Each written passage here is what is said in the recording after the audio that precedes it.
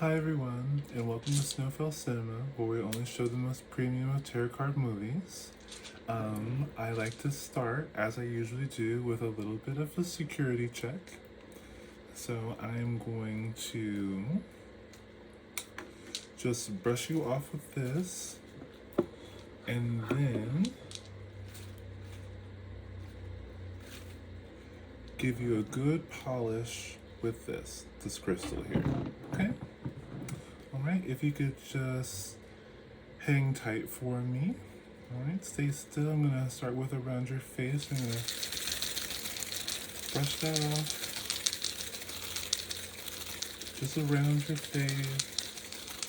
Just clear that up. Just clear up your intentions and things like that. And just polish that.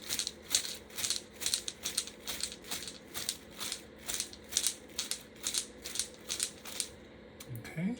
I'm going to do around your ears,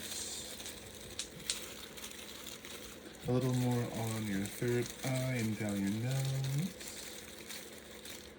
Polish that, this ear, then this ear, then your third eye and down your nose a bit. Okay? Alright, if you could lift your chin up for me, I'm going to brush under your neck. Here we go. Polish that up, and then down your shoulders, and brush that off. Down this shoulder, brush that off, and polish, and polish. Alright, if you could do a little spin for me, I'm going to do the back of you. Alright, perfect. I'm going to brush off the back of your head and around your crown area. Behind your ears. And then the back of your neck and down your spine.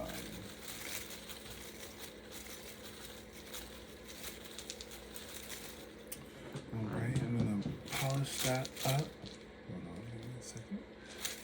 Polish the back of your head, around your crown area, behind those ears. And then the back of your neck, and then down your spine.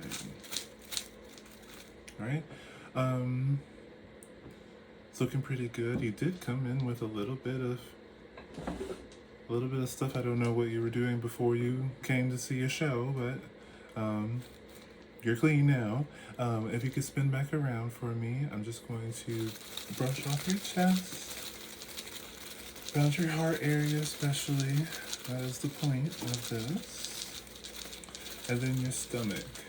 Alright, so if you don't mind, give me some nice good posture, activate those abs. The stomach can be a really dense area, especially for energy. So I want to be able to clear up as much of that as possible. Perfect. Polish that heart area for you, and then that stomach. Again, you came in with a lot of energy today. It's none of my business, of course, but you sure did give me a little bit of work to do. There's something different this time. Let me do the other. Let me switch hands. Because again, you got me working today. Just gonna shoulder, the chest, this shoulder, this side of your chest. Polish that up. Sorry, it's not as smooth as with my other hand, but you sure did tire that out. Maybe it should work out, you think? What do you think?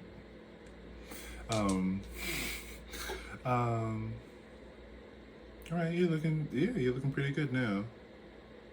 Just around the face a little bit. The mouth, I guess. Is there in your throat. Like, I feel like well, that's good. Polish, polish, polish, polish, polish, polish. Yeah, looking good. I'm so curious what you were doing before this, cause, or maybe there's more of you now. I'm not sure. You came with a crowd. Try to, you brought some deities, some entities. You know the difference. um, little confirmation burp. Yeah, you look pretty good. Let's I don't know why, but I'm just gonna give you a little bit of energy here.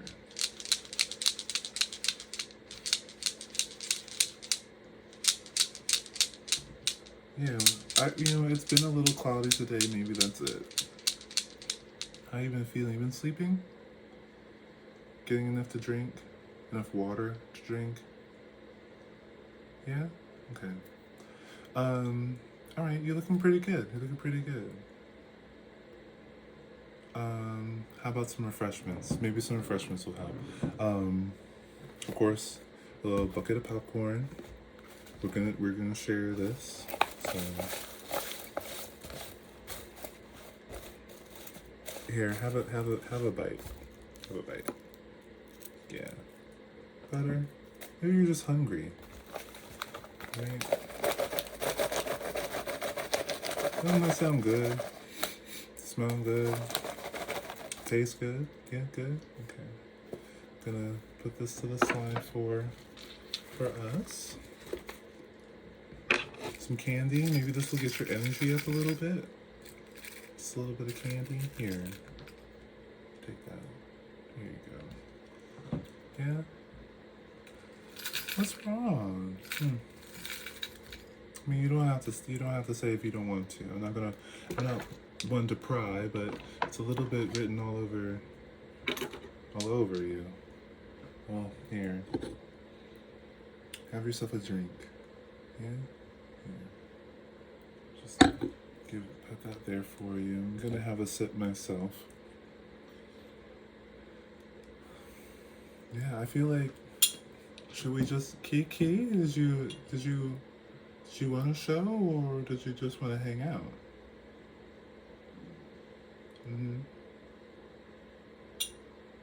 Yeah, I mean, we can talk during the movie. I don't mind. Yeah, that's okay. Okay. I'll put it on, and anytime you want to just pause it or whatever, what we normally do. So I don't know. I'm getting like this kind of like timid type of energy. You've been here before, right? I feel like I've seen you before. Unless you just have one of those like remarkably familiar faces. It's a pleasure to see you. I hope that helps. I'm glad you're here. You don't need to be so shy. I know I can be a little overwhelming sometimes, but you can tell me, I'll give you space if that's what you need. I won't take offense if you need to step out for a second.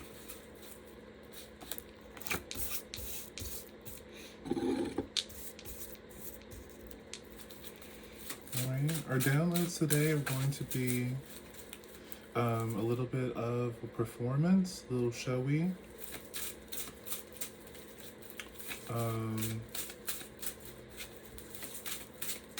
Yeah, it's going to be a bit of production. Like a concert. I don't know if concerts are a thing for you. Maybe there's a new concert that's coming up that you'd be interested in going to see.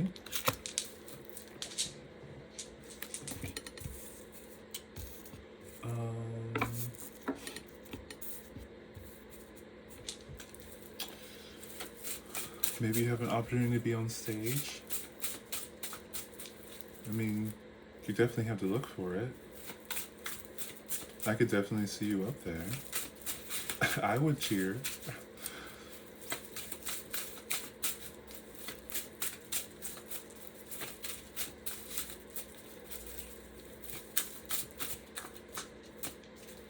There you are. You're looking a little. There you are. There's that energy. There you are.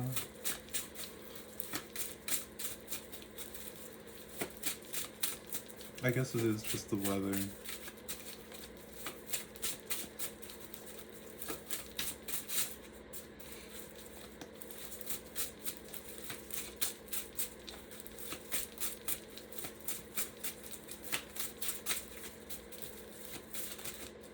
It is really nice to see you.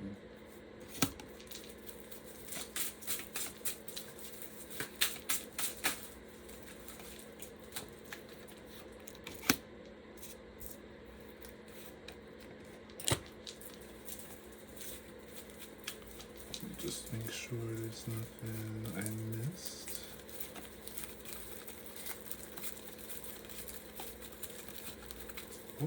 Oh, how did I know?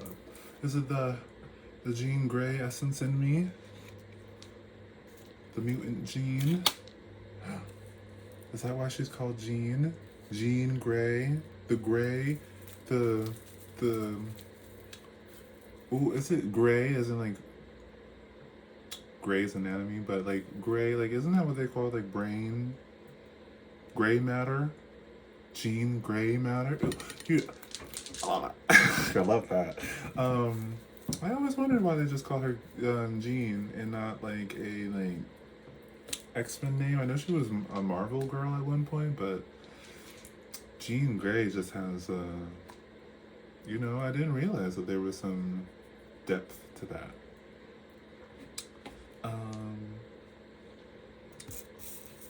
Anywho, I have been resonating a lot with her character. So, our genre for today is going to be The Fool. So we're going to have a little bit of a comedy. Okay, that should be good. That should be appropriate for today. Help with the weather. It's a bit of a comedy. Our main character is going to be the Seven of Swords. So this is going to be like this is a reoccurring actor or character, but he's been showing up. He's been showing up. He, she, they. It could be any of them, honestly, if you look at it. I don't know. Right? Very androgynous. Very similar, you think? That's so funny. Yeah, so we got a sneaky character. This is someone who's clever, quick-witted. I don't know if this was like our last movie we saw together. Oh, is it because I don't always show 2 movies a day, so I hope it's not that. I hope you weren't looking for me and I didn't show up. I hope that wasn't the case. Oh, we have another card down here. We're just gonna put this under our main character, so this is gonna be the next thing. Let's hope. Sure, I didn't miss anything else. We have the Adolescence of Cups. So this energy is going to be.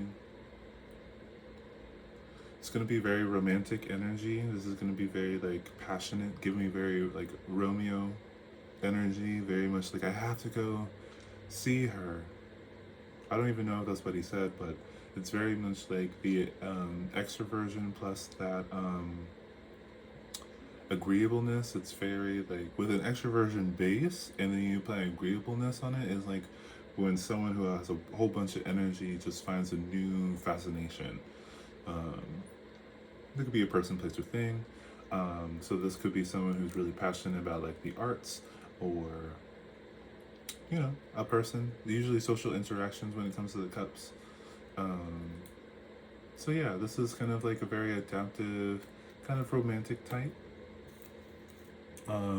Supporting the underneath, we have the Adult of Pentacles and the Hierophant. Um, this is going to be. This is giving me a lot of guidance, a lot of. A lot of guidance, a lot of support. Like, this is kind of giving me parental figures. This doesn't necessarily have to be a feminine. This could be a masculine. But they are going to portray that the willing, like, support, that harmonious type of interaction, the willingness to compromise, but they know how to do it with the conscientiousness of the Pentacles. So, and this is like kind of normal for them to do. So yeah, it's really giving like parental guidance. So maybe this main character is getting like some romantic advice, maybe. Above them, we have the, put it this way, they have the Child of Cups and the Magician. So this is, yeah, I guess this is someone who has like a newfound feeling, and with the Magician, it's like,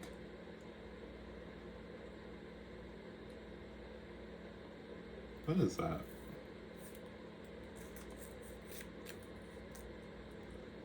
This is like, it's kind of giving me, how do you find your passion, or how do you find love?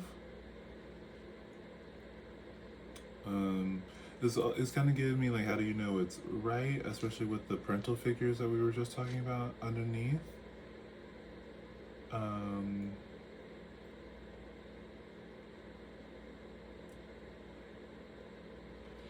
This is also giving me like someone who is willing to do something about it. Yeah, it's kind of repeating the Knight of Cups energy. You know, it's kind of giving me a little bit like this Knight of Cup energy was kind of like inspired in our main character from like an early age. Like their foundation is very much like this kind of like peaceful harmony. Like, you know, I could imagine that our main character, the Seven of Swords, could have been told by their parental figures that you know, that they might have been like, you know, when you find love yourself, you'll know what it's like, or I just want you to be happy, I guess. Kind of vibes I'm getting. And this is someone who's like, our main character might have like found something, someone maybe, and they're like trying to make it work or manifest it, or it's like kind of like giving me like, how do I make sure it's right? How do I keep it going? Like, what am I supposed to do with this? Like, it's kind of like, it's giving me like, now that I found it, what am I supposed to do? What's the trick? Like, how do you do it? Like, yeah, it's giving me like, what's the trick? How do you maintain that? How do you, or like, why isn't it easy? Or is it that easy? It's giving me like, it's giving me a sort of like, not confusion, but like, isn't, like, it's kind of giving me like, am I supposed to do something now? With the struggle, just the, I mean, this is an interesting one. It's kind of giving me that, there's this one movie, I can't remember what it was called, but there was, it was like an older lady had lived with her daughter in this kind of like rundown mansion, and the daughter runs into like a boy her age, and the boy really likes her, but the older, like her mother, the daughter's mother, is like, she had been left by the daughter's father at some point, and was like determined to teach her daughter how to um, not fall in love, basically, or to like not give guys the time of day. There might have been something else that she was going to take from the little boy, but it was definitely like, it was definitely the mother was trying to teach the daughter to not have her heart broken. And of course, you know, the daughter goes along with it because, you know, as a kid, what are you supposed to do but like kind of go along with what your parents say. But you know, she like basically tortured this boy for, it was like an avenge or revenge scheme for someone who didn't do anything to them. It was kind of like, if you give them a chance, they're gonna take advantage of you. So instead of, you know, making that boundary, not giving them the time of day, she was like toy with him, which is, I think, is like kind of like a unhealthy coping mechanism, I would say. You're definitely, I mean, and it definitely goes into what I was talking about in my other video, where you can really limit someone's future, like your child's future, by projecting onto them like your traumas and things like that, or what you think that they should do, instead of like giving the opportunity to explore. I mean, like the mother should have like, they could do whatever they want, but I would imagine that the mother would have been seen as helpful if you know, the girl met the boy, and you know, she started getting feelings for him or whatever, and you know, if things happened where the boy did hurt the little girl's feelings or whatever, it would be like the mother kind of teaching her like how to deal with that. Or like, you know, if the daughter was like, oh, he did this and this and this and this, so I'm so confused, or blah blah blah, it would be, I think it would be really like helpful for the mother to be like, well, you know, to give advice like, well, usually when people do this, they do it because of this, and when they do that, you know, there's a couple options that you can choose. You could choose this, you could choose this, or you could choose this, and then let her choose which one she wanted to go with. You know, let her daughter choose which one ever to go with, and kind of reassure her that no matter what you choose, you'll always be worthy of love. You'll always be a complete person, and everything you deserve will come to you in time. So maintain your integrity. You know, something like I would have imagined as a healthy relationship between a parent and child, but you know, that's just me maybe. On one side of our main character, we have the Adult of Cups, the Devil, and the Two of Swords. Witches. Witches. Witches. Witches? Witches. Witches. The Devil card in the Adult of Cups is really giving me witch, and it's giving me the Two of Swords. This is kind of giving me, ooh, lovely comparison. This is giving me the Little Mermaid down, hands down. It's giving me the Little Mermaids down. Yes, very much, very much like, I'll break it down for you. The Seven of Swords is going to be Ariel, right? And this is going to be Ariel because she's like, at least in the Disney one, not the remake, which is really pretty. I didn't watch all of it because I'm kind of tired of Disney remakes, but the casting is cute. I like the casting for Ariel. The casting for Eric seemed nice. The casting for Ursula was interesting. I feel like they could have had a really cool opportunity to do a drag queen to do that, especially since Ursula was inspired by Divine. But I don't think that the casting for Ursula was terrible or anything like that. I just think that it was like a missed opportunity, especially if Disney was trying to be a little bit more inclusive. I think that would have been really, really fun, especially if they did like a drag queen of Ursula and also a drag queen of her two eels, you know, like those two were drag queens too, or if they were drag kings, that would, you know, don't let me get into the Disney studio because y'all be watching it. Y'all would be watching it. Um, but anyway, so yeah, this is our Ariel character, and like a little bit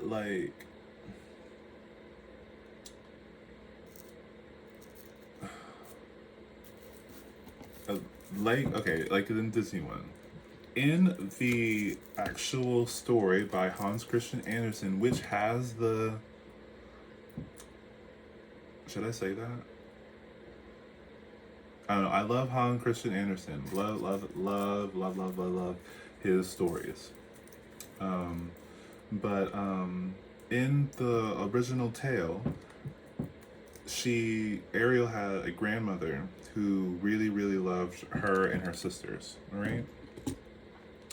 And so at one point, the Little Mermaid, she didn't have a name in that in the story, in the real story. She didn't have a name in the real story.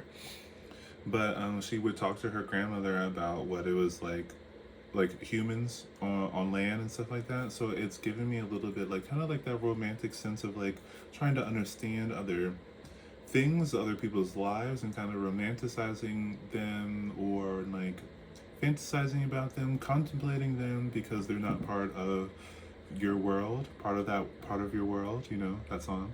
Um, so I think that could describe the Knight of Cups. This kind of like, you know, wanting to know what it's like to be at the surface and, you know, that kind of like,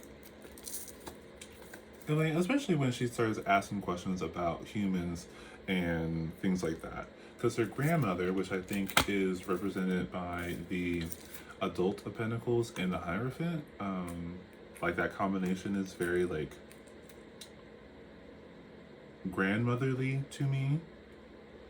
Um, the grandmother talked about how like, you know, people on land don't really like mermaids because they think it's weird that they have fish tails or whatever, and that and then they live very different lives. Like they were saying like mermaids don't have souls, but humans do. And when the Little Mermaid asked her grandmother, um, why doesn't she have a soul, and in that she wanted one, the grandmother said the only way for a mermaid to have a soul is for the mermaid, or whether it's male, female, or non-binary, trans or whatever. Um, she said that, which I think the Little Mermaid is really like a trans allegory, like it's heavy trans allegory, and I'm not the first one to think that. I definitely read that somewhere, and I do definitely resonate with that. I definitely think that that is like that mermaid core essence is like, because it's like the mermaid tail is like, you know, being like a feminine, but with um like it's,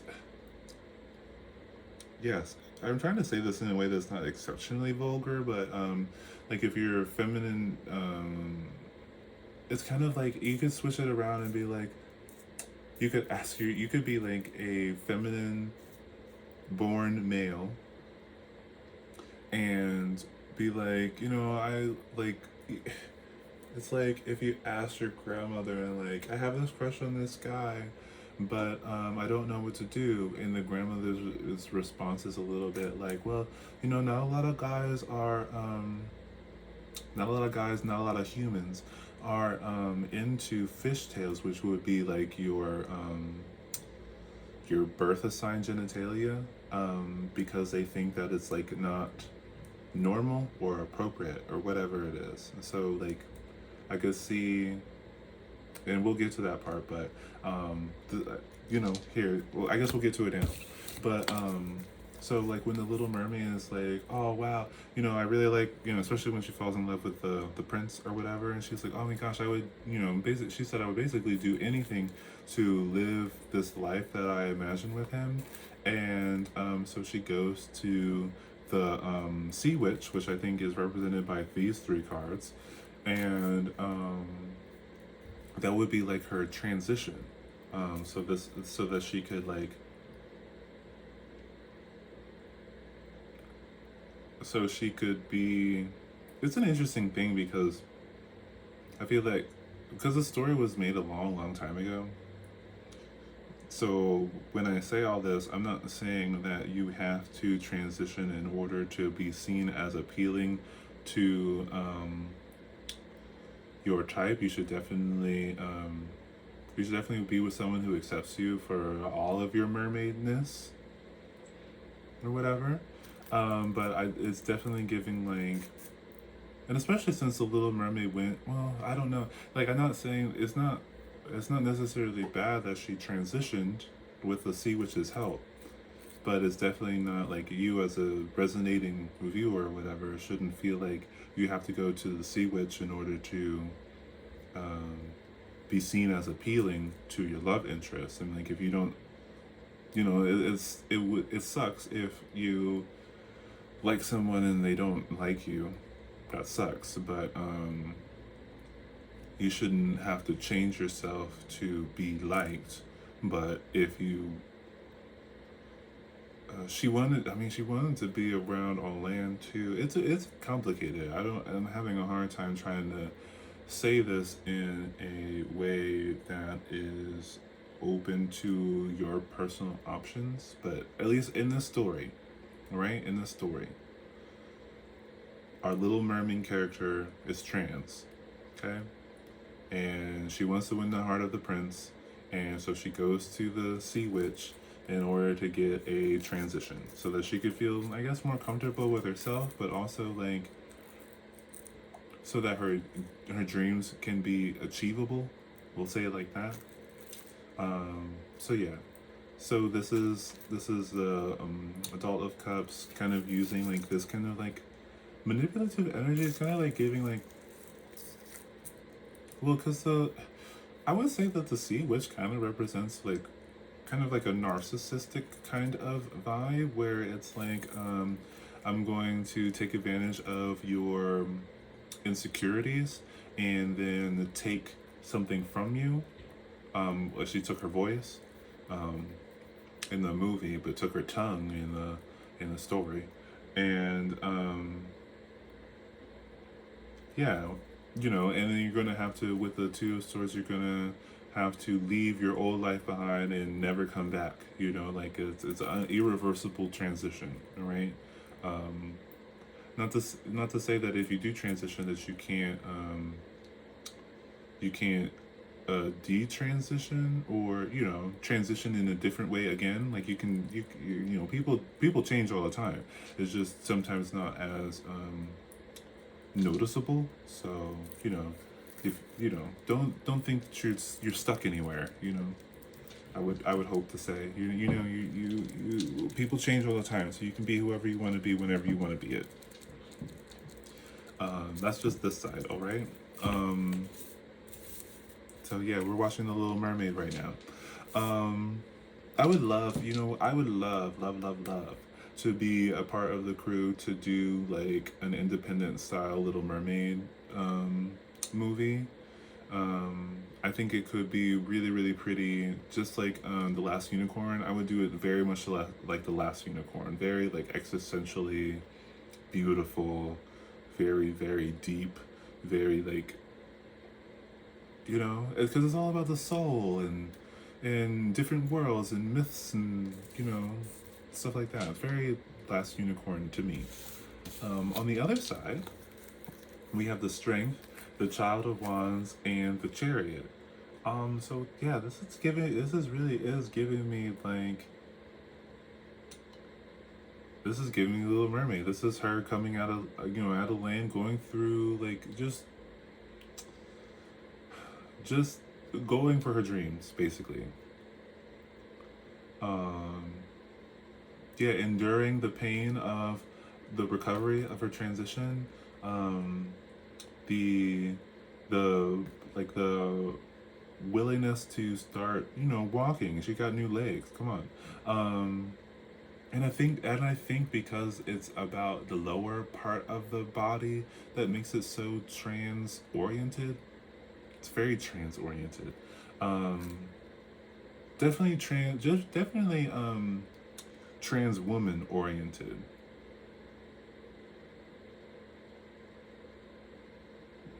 Definitely like, well, you can whatever, however way you resonate or whatever, but there's something about that just really seems like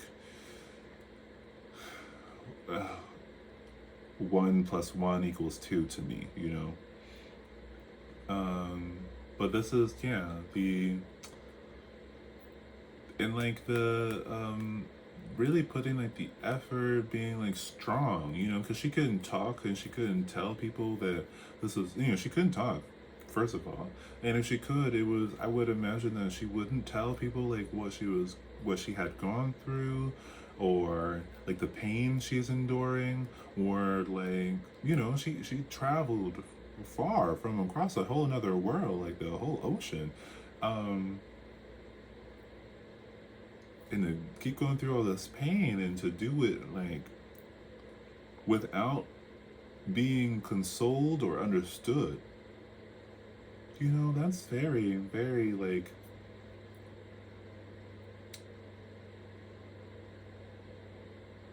yeah. I just imagine all like the trans women that would, or the trans individuals that just had to go through all that by themselves and how to keep it secret. Like, and I feel like that does something to your body. Like, holding in secrets really like lets something fester in you. And that's why I do that's why I always do the security check around the stomach for you guys, because you can hold a lot of like, you hold a lot there. And I think one of them is like these secrets, these things that you can't tell anybody, the things that people don't understand about you, what you've gone through, what you're going for, your goals and things like that. So yeah. Um I think I'm gonna pull some confirmation cards for some morals, but I think one of the morals is like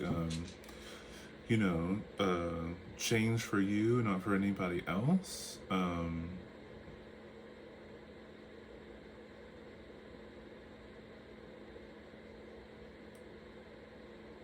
Yeah.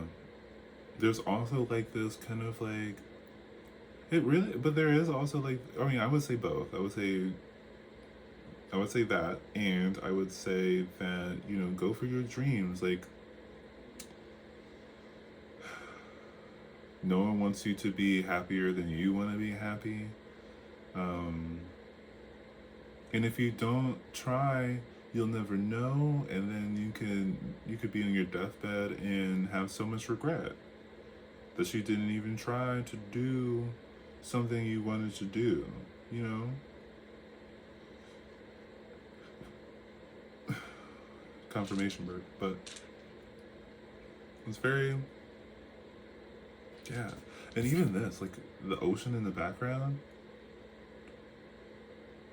and the sword, and like when she had to, when she got her legs, every time she walked, it was like walking on swords. Like the pain shot all through her new legs. Like it's giving, and that's why the strength card is such like, and the strength card to me is like more about endurance and not about like physical strength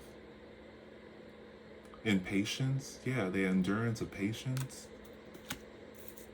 It's like she danced and walked and her feet would bleed, from the pain. Not it wasn't just painful in her head, but her feet bleed. Her feet bled. Um,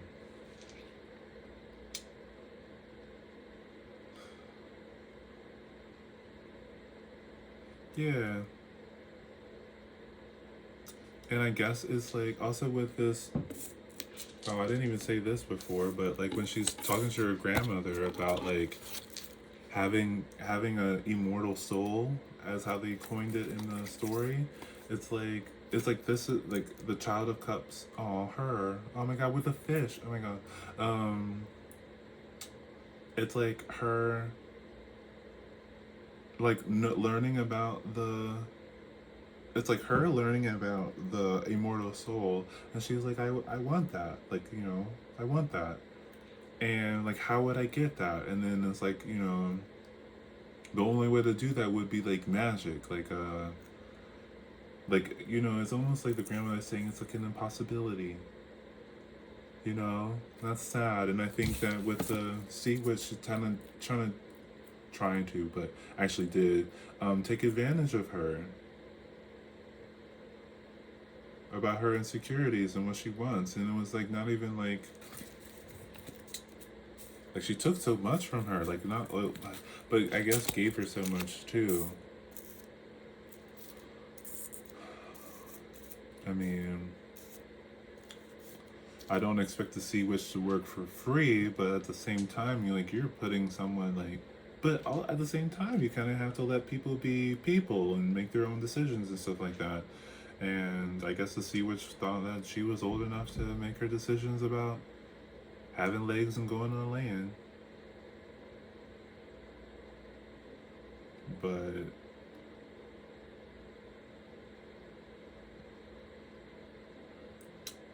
yeah. All right, let's pull some confirmation cards. Yeah, this is very much like. I feel like this story is very much like. What do you do when you say you do fall in love with somebody and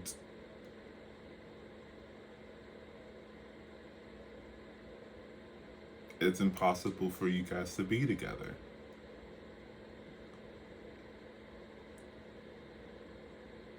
I guess you just accept it? Or you go to a sea witch. I don't know. I guess if you've been in that situation before, let me know. I'd love to hear your story. That's crazy. I'll show you guys that in a second. But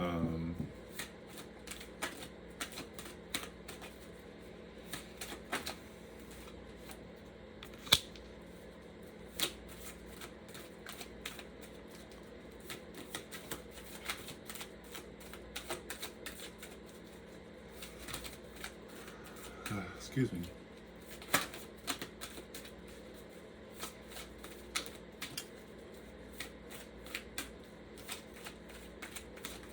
Right? Like, if you want something and you think it's impossible,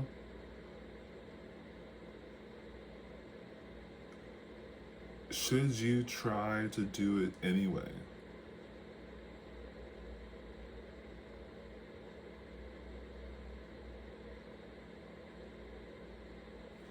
Like, I mean, I guess I stick with what I was saying before. I'm like, you don't want to live a life of regret.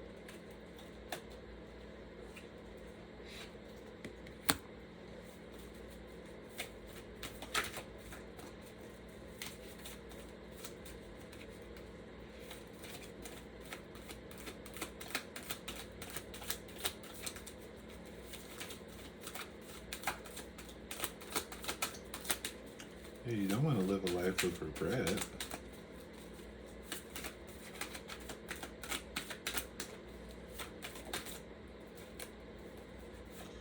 Maybe I would say be careful who you ask for help.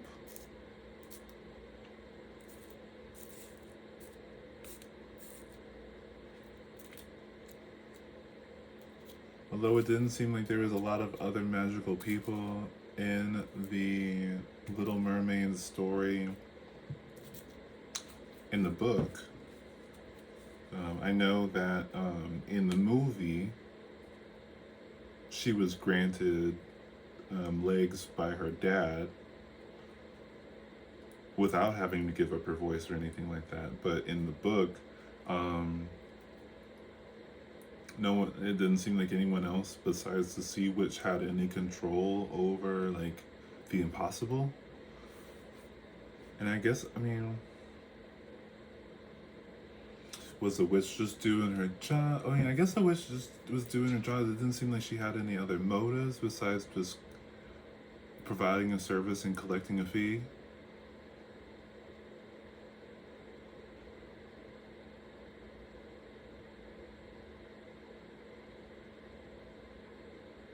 But the Sea Witch took the one thing that would have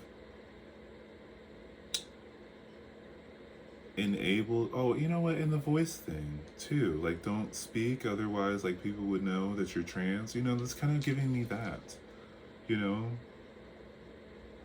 But like, especially if there was a time when, like, during a time when there was no like voice coaching or whatever.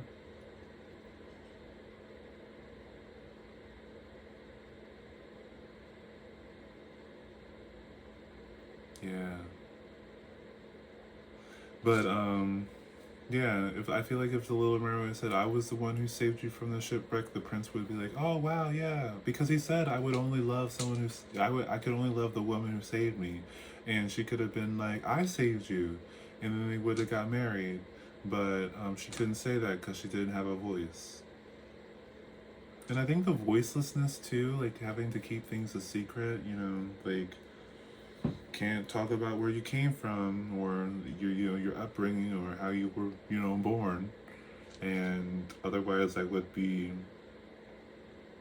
unappealing or something like that. It's kind of like it's definitely a rock and a hard place. I understand why Holland Christian Anderson wrote that as more of like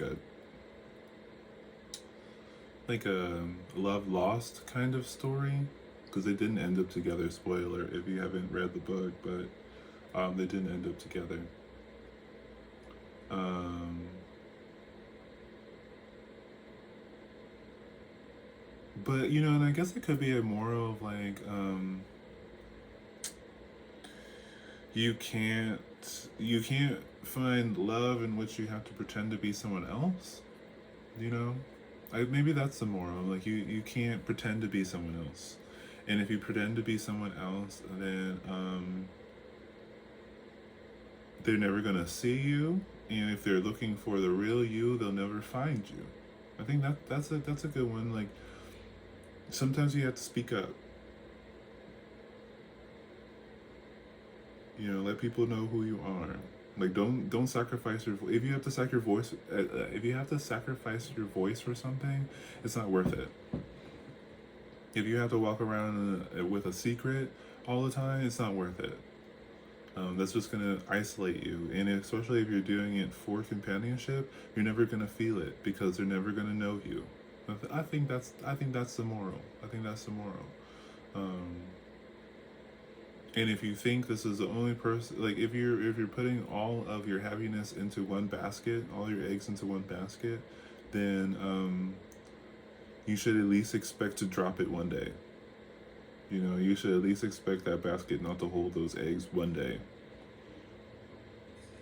Like I think it really has to do with like you have to lead with honesty. You have to be exactly who you are. You have to love yourself, and I don't think the Little Mermaid loved herself because she wanted something that she didn't have, and she focused on it. Not to not to get on her or anything like that, but I don't think there was any issue with what she did, but her motives to doing it. Like she was doing this to impress someone and feel complete. And I think that you are complete, just like I was saying earlier. But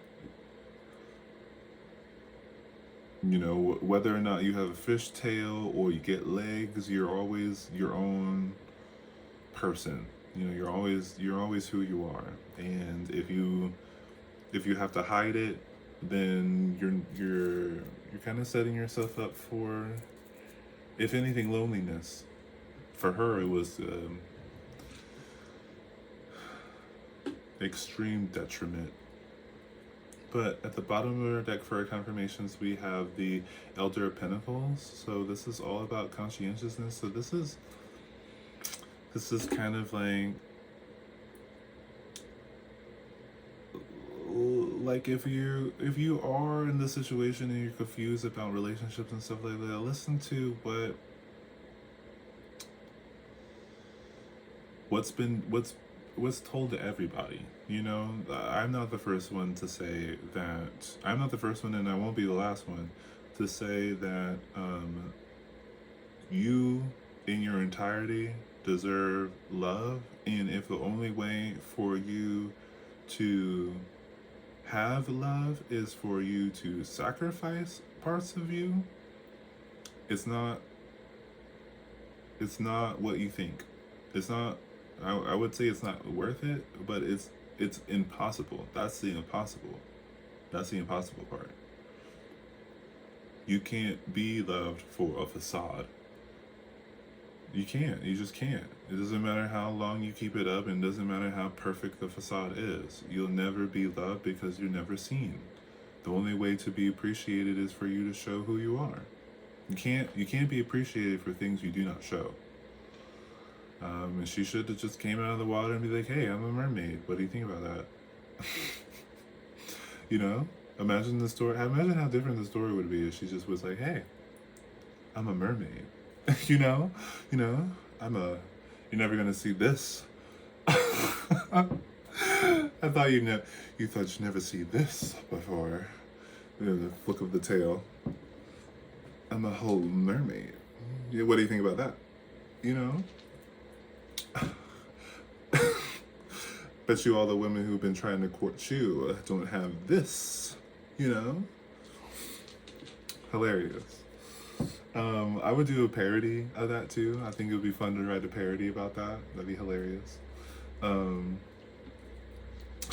Fish. You know? Fish. I could make a joke about that, but I won't. I'm gonna say surrounding these airs, we have the Seven of Swords again. So I think this is like, be you. I know this is like kind of like a sneaky, like kind of like I have to like be different in order to overcome these obstacles, but I think the reoccurring of this card is a little bit like, you know, kind of like be true to yourself just for the repetition. If it's not about the repetition, then the confirmation here is going to be, or the moral here, I guess, is going to be, yeah, I guess, like, you know, you keep sneaking around and you're going to live your whole life in the shadows. We also have the Two of Swords show up again, and I think this has to do with like making hard decisions.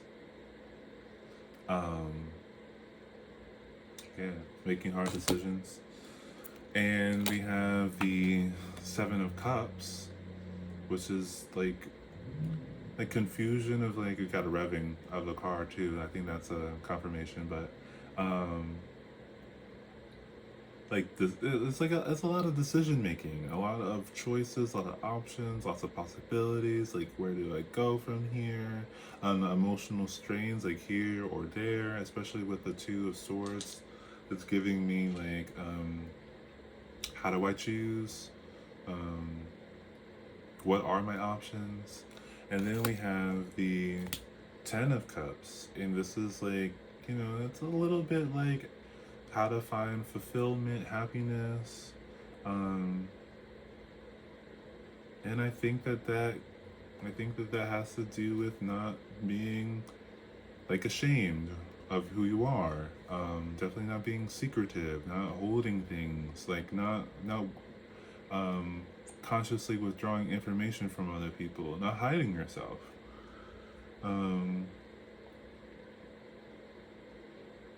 You know, your happiness matters too. You can't just be everything anyone else wants. I'm getting like, otherwise you're just kind of like a prop, because you're not a real person anymore. Like, you know, I know we're called the dolls, but you know, you don't want to live your life like a doll. You want to live your life like a person. you know? And so, yeah, no matter what you do with your own body, that's your choice. But if you think that if you do this to your body, you'll get the love of your life, um, it doesn't work like that. And 5454 for confirmation. It just doesn't work like that. Sometimes it will feign that, and sometimes sometimes you'll be rejected because you did it. You have to do it for you. And then so if you're comfortable and happy with yourself, then comfortable and happy people will be drawn to you. You just kind of have to you can't sacrifice yourself. I think it's really funny. Yeah, I think it's really funny that we're talking about this. I've gone through the whole thing, and I just realized that you just have to keep on speaking your truth, basically. And this is why, not hiding your voice and pretending to be someone else, which is, I guess, it's the same thing. Lots of things are clicking to me at one time right now. Yeah, hiding yourself is silencing yourself, and you shouldn't do that. You deserve to be heard, especially for all those people who feel like it's safer for you not to be heard, safer for you not to be seen. I wrote, well, I guess we can talk about that later, but there's definitely personality types out there that prefer not to be seen. When it comes to extroversion and stuff like that, extroversion is just like the need to be seen. And if if you're low on that quality, then you might feel comfortable in not being seen. That's true. But if you do want to be seen and you feel like someone's silencing you, where are they? Because I have no problems pulling up. Where are they at? Who's telling you to be quiet? Because if someone needs to be quiet, I think I know who to direct that energy back to.